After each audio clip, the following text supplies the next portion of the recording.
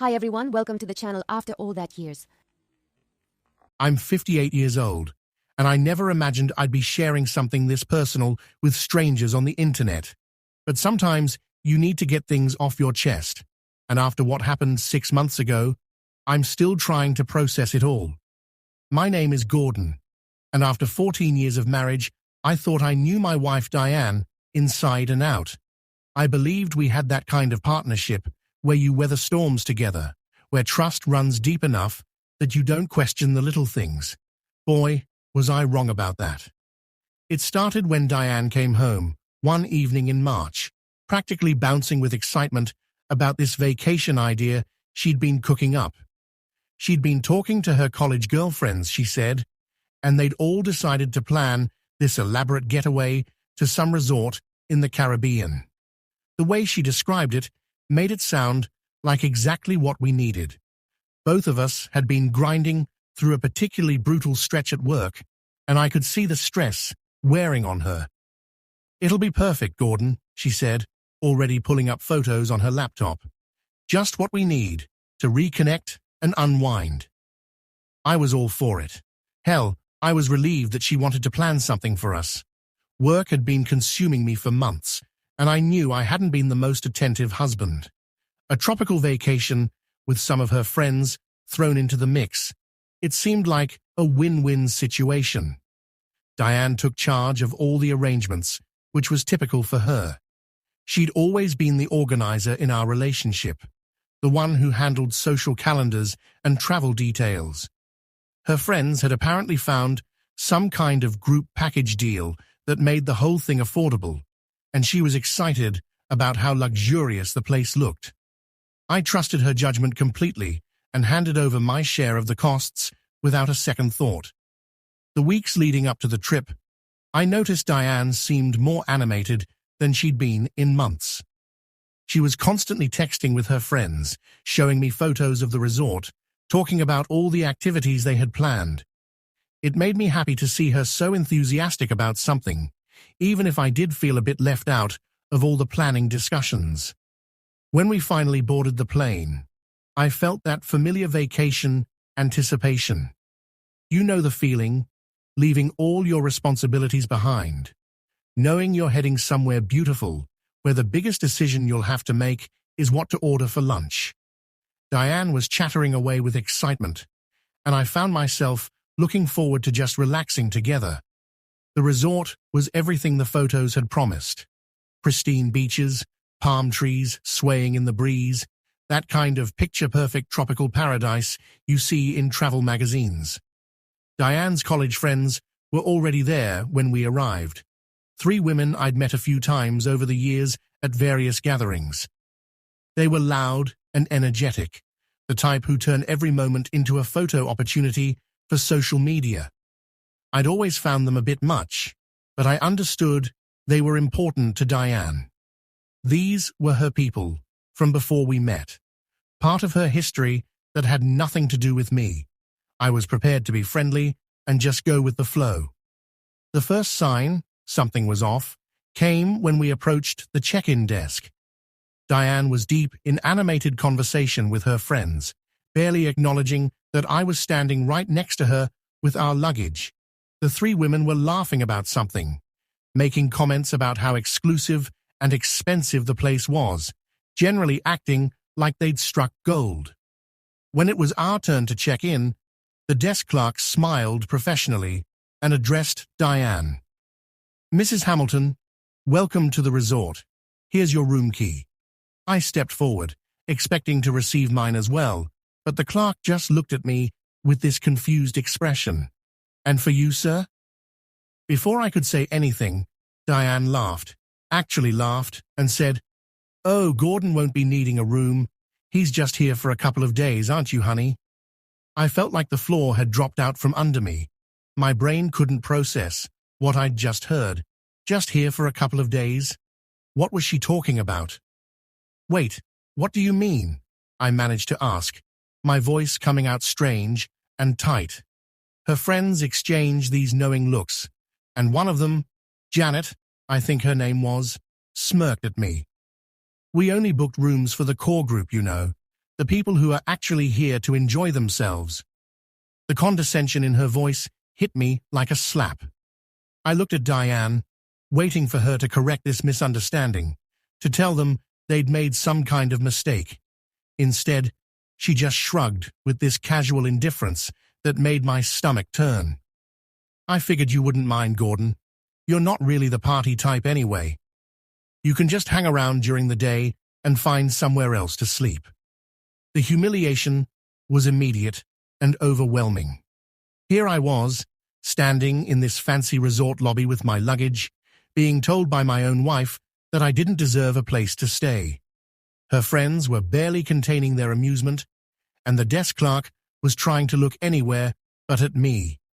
I felt my face burning with embarrassment and anger, but I didn't want to make a scene. Not there, not in front of everyone. If that's how it is, I said quietly, then I'll just leave. Diane's expression flickered for just a moment, like maybe she realized she'd gone too far, but then she recovered with that same casual dismissiveness. Don't be so dramatic, Gordon. We'll figure something out tomorrow. You're being ridiculous. But I wasn't going to wait around for tomorrow. I picked up my bag and walked out of that lobby, leaving the sound of their laughter behind me. The first motel I found was nothing like the 5-star resort my wife and her friends were enjoying. It was clean enough, but small and basic, the kind of place that charges by the night and doesn't ask questions. I checked in and sat on the edge of the bed, staring at the wall and trying to make sense of what had just happened. My phone started buzzing almost immediately. Call after call from Diane, then text messages. Gordon, where did you go? Don't be like this. You're making this into a big deal for no reason. Just come back and we'll talk. I turned the phone off. I couldn't deal with her trying to brush this off, like it was some minor misunderstanding. This wasn't an accident or a miscommunication. This was deliberate, and I was only just beginning to understand how deliberate. That night, I barely slept. I kept replaying everything in my mind, not just what had happened at the check-in desk, but all the little things I'd been ignoring for months. The way Diane had started talking about me to her friends, always with this slight edge of criticism. How she'd been comparing me unfavorably to their husbands, mentioning how ambitious they were, how successful they'd become. I'd attributed it to stress, or just the natural ebb and flow of a long marriage. But now, it felt like pieces of a puzzle clicking into place, forming a picture I really didn't want to see. The next morning, I forced myself to get up and take a walk. The beach near my motel wasn't the postcard-perfect stretch where Diane was probably lounging with her friends, but it was peaceful. I found a weathered bench overlooking the water and tried to clear my head. When I finally turned my phone back on, there was a new message from Diane that made my blood pressure spike. We're having brunch at the rooftop restaurant. If you're done with this sulking thing, you should join us. Everyone's been asking about you. The sheer audacity of it left me speechless. She wasn't apologizing or acknowledging what she'd done. She was commanding me to show up and play my role so she wouldn't have to explain my absence to her friends. For a moment, I actually considered going back. Not because I wanted to, but because confronting her felt like the only way to get answers.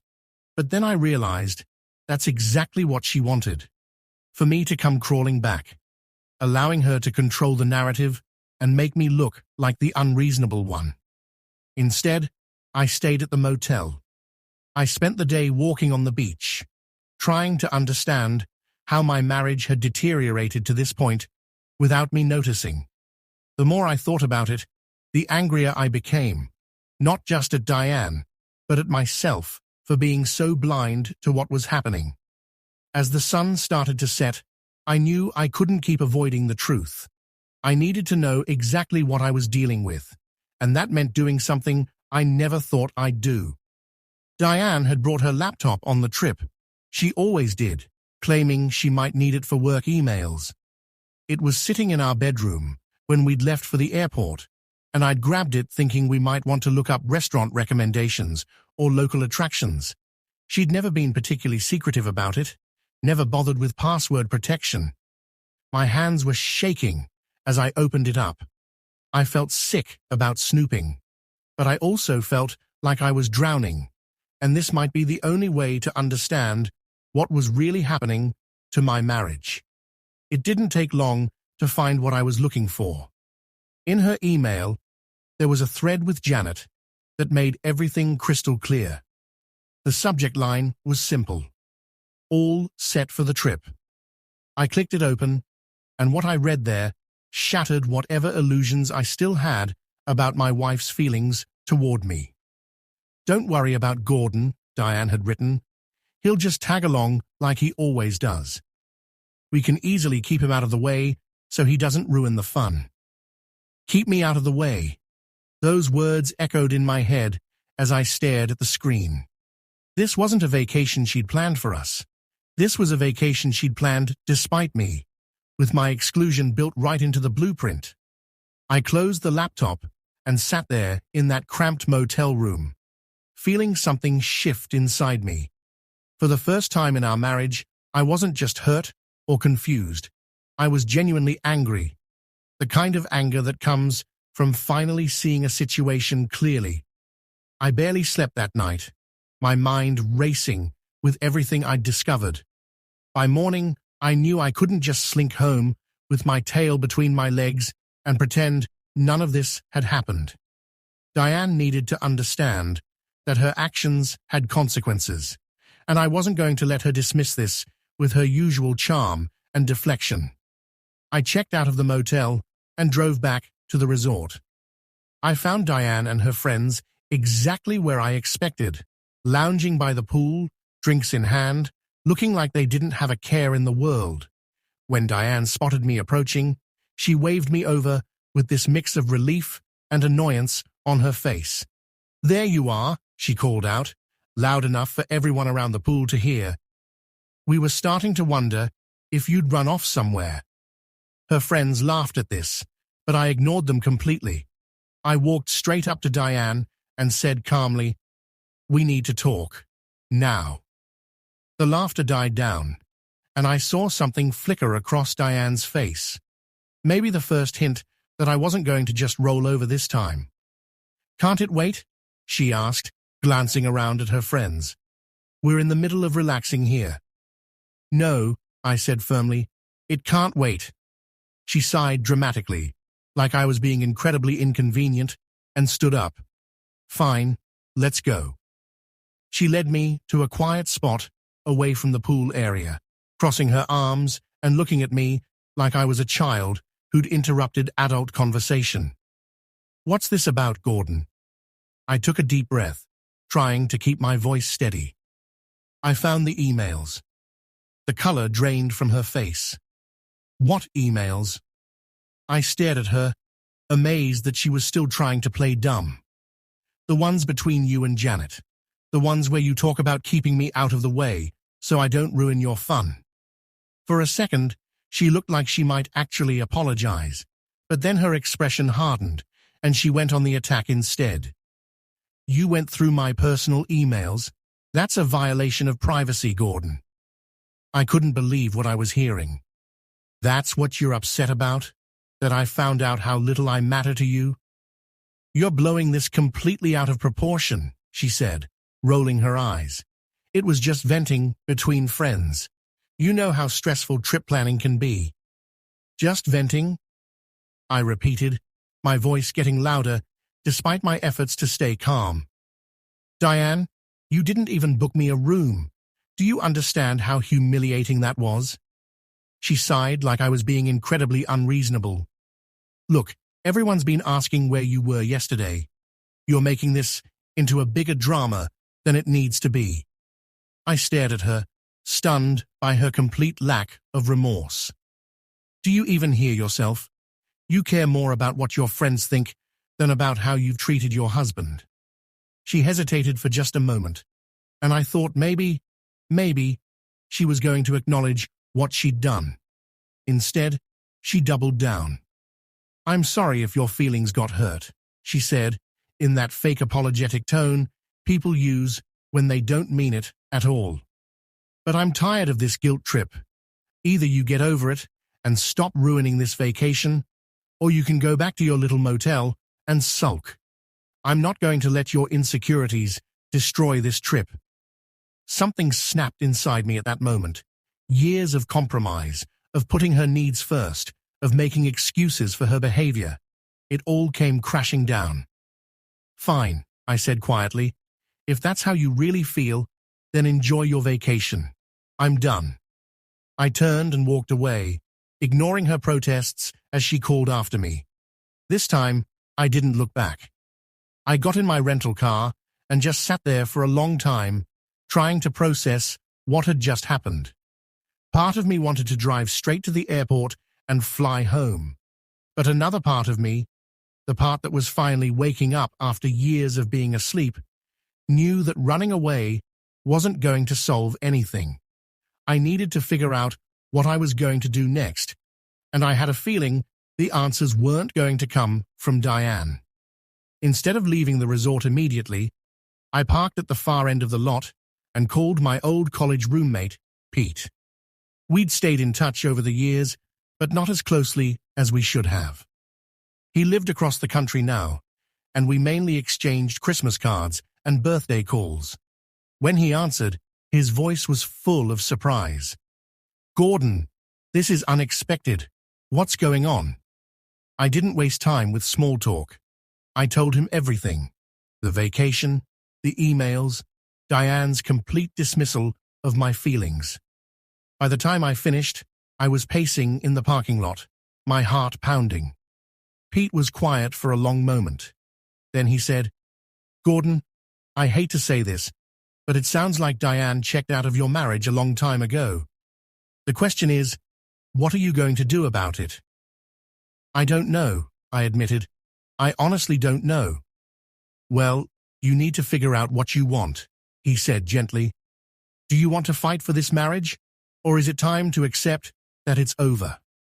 After we hung up, I sat in my car and stared at the resort. The lights were twinkling in the gathering dusk, music drifting from the pool area. It all looked so perfect from a distance, but I knew now that appearances could be deceiving. That's when I made a decision that surprised even me. I wasn't ready to leave just yet. If Diane wanted to act like I didn't exist, I was going to find out exactly what she was really up to when she thought I wasn't watching. I walked back into the resort and approached the front desk. "I'd like to book a room for tonight," I told the clerk, "just for one person." A few minutes later, I had a key to a room on the opposite side of the resort from where Diane and her friends were staying.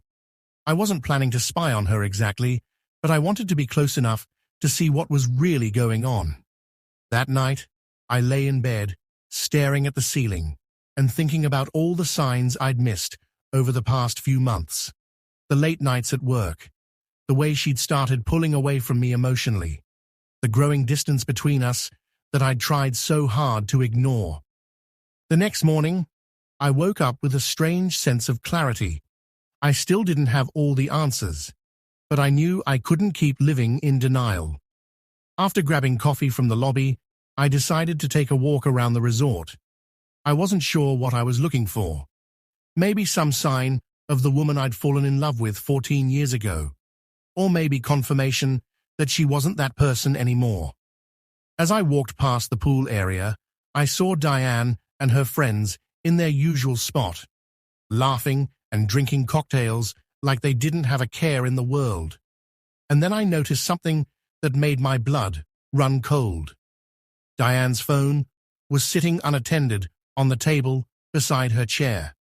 I hesitated, my heart racing. I knew it was wrong to invade her privacy, but after everything that had happened, I felt like I deserved to know the truth. I approached the table, and one of her friends noticed me and nudged Diane. She turned around, her smile fading when she saw me. "Gordon," she said, forcing surprise into her voice. "I didn't expect to see you here." I ignored her friends completely and pointed to her phone. Can I borrow that for a second? I need to check something. She frowned, clearly caught off guard. Why do you need my phone? I met her gaze steadily. Just give me the phone, Diane. For a moment, it looked like she might refuse, but then she sighed and handed it over. Fine, but make it quick. I stepped away from the table and opened her text messages, my hands shaking. What I found there was worse than anything I could have imagined. There were messages between Diane and Janet, but also conversations with someone else, a name I didn't recognize, someone named Tyler. Can't wait to see you tonight. Wish Gordon wasn't here, but we'll make it work. Last night was incredible. You're worth all the complications. I know this is messy, but I can't stop thinking about you. I stared at the screen as the words blurred together. This wasn't just about the vacation or her dismissive attitude toward me. This was about a full-blown affair that had been going on right under my nose. I walked back to the table and placed the phone down in front of Diane. Her face went white as she realized what I'd discovered. Care to explain this? I asked, my voice remarkably calm, considering the storm raging inside me. Her friends went silent, their eyes darting between us like they were watching a tennis match. Gordon, I can explain, she started, but I cut her off. No, I said. You don't get to explain this away.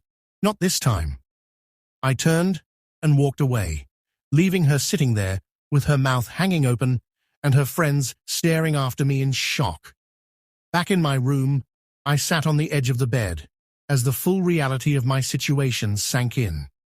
The text messages weren't ambiguous or open to interpretation. They were proof that Diane had been living a double life, actively betraying our marriage while making me feel like the problem. My phone started ringing. Diane, of course. I stared at the screen for a moment, then answered. Gordon, please, let me explain, she said, her voice frantic. It's not what it looks like. Not what it looks like. I laughed bitterly. Diane, I read the messages. I know exactly what it looks like. It's complicated, she said, her voice cracking. Things between us haven't been good for a long time, and I didn't know how to. So instead of talking to me, you decided to cheat on me. There was silence on the other end. Then quietly, can we meet somewhere private? Just the two of us? I need to explain. Against my better judgment, I agreed. The coffee shop by the lobby, 20 minutes. When she arrived, she looked nothing like the confident woman who'd been lounging by the pool an hour earlier. She was nervous, fidgeting with her jewelry, avoiding my eyes. Gordon, she began, her voice shaky. I never wanted you to find out like this. Find out what exactly? I asked. That you've been cheating on me? That you've been lying to me for months? She looked down at her hands. It wasn't supposed to happen. Things between us have been difficult lately, and I met Tyler at work, and don't, I interrupted. Don't you dare try to blame this on our marriage problems. You made a choice, Diane. You chose to betray me instead of working on our relationship. Tears started flowing down her cheeks. I know I messed up. I know I hurt you. But we can work through this, can't we? I'll end it with him. We can go to counseling. We can fix this. I stared at her, feeling a strange combination of pity and disgust. Fix what exactly? The fact that you've been lying to me? The fact that you planned this entire vacation to humiliate me? The fact that you've been sneaking around behind my back? I was confused, she said desperately. I didn't know what I wanted, but I know now. I want to save our marriage. I shook my head. It's too late for that, Diane. You can't undo what you've done. She reached across the table like she was going to grab my hand. Please, Gordon, don't throw away 14 years over a mistake. A mistake? I stood up, unable to sit there any longer. This wasn't a mistake. This was a choice, a series of choices. And now, I'm making mine. I walked out of that coffee shop, knowing I would never go back to the way things were. For the first time in years, I felt like I was taking control of my own life. The next few days were a blur. I flew home alone, leaving Diane to figure out her own transportation. I moved into a hotel while I looked for an apartment, and I called a divorce attorney. Diane tried calling and texting constantly when she got back from the resort, but I'd already made my decision. When she finally showed up at my office, I was surprised by how different she looked. Smaller somehow, less sure of herself. "Gordon, we need to talk about this," she said, her voice pleading. "We can't just throw away everything we built together." "We didn't build anything together," I replied calmly. "You built a life that worked for you, and I was just a supporting player in it." She tried to argue, to convince me that we could work things out, but I could see in her eyes that she knew it was over. There was no going back from what she'd done, no way to rebuild the trust that had been shattered. The divorce proceedings were surprisingly civil. Diane didn't fight me on much, maybe because she knew she didn't have a leg to stand on, or maybe because she was already planning her future with Tyler. Either way, it was finalized within 6 months. Now, sitting here almost a year later, I can honestly say that walking away from that marriage was the best decision I ever made. It wasn't easy. Divorce never is, especially after 14 years together. But I finally understood that staying in a relationship where you're not valued or respected isn't noble or loyal. It's just self-destructive. I'm not the same man who stood in that resort lobby feeling humiliated and confused. I've reconnected with old friends, picked up hobbies I'd abandoned, started traveling again. I even started dating someone new, a woman who treats me like an equal partner rather than an inconvenience. Looking back, I realized that Diane did me a favor by showing her true colors so clearly. If she hadn't been so blatant about her disrespect and betrayal, I might have spent years more trying to fix something that was fundamentally broken. Sometimes people ask me if I regret not fighting harder for my marriage. The answer is no. You can't fight for something when you're the only one in the ring. Diane had already given up on us long before that vacation. She'd just never bothered to tell me. The hardest part wasn't the divorce itself, but accepting that the woman I thought I knew and loved had never really existed. The Diane who dismissed me in front of her friends, who planned elaborate schemes to exclude me, who carried on an affair while making me feel like the problem, that was the real Diane. I'd just been too invested in the fantasy to see it. But here's what I've learned. Recognizing when something is over isn't giving up. Sometimes it's the most courageous thing you can do. Walking away from a situation that's destroying you takes strength, not weakness. I'm 58 years old, and I'm finally living life on my own terms. That resort vacation was the worst and best thing that ever happened to me. Worst because it shattered my illusions, but best because it set me free. If you're reading this and recognizing your own situation in my story, I want you to know that it's never too late to choose yourself. It's never too late to demand the respect you deserve. And sometimes, the life you think you're losing is actually the life that was holding you back from something better. I don't know what the future holds, but I know it's mine to shape now. And that feels pretty damn good.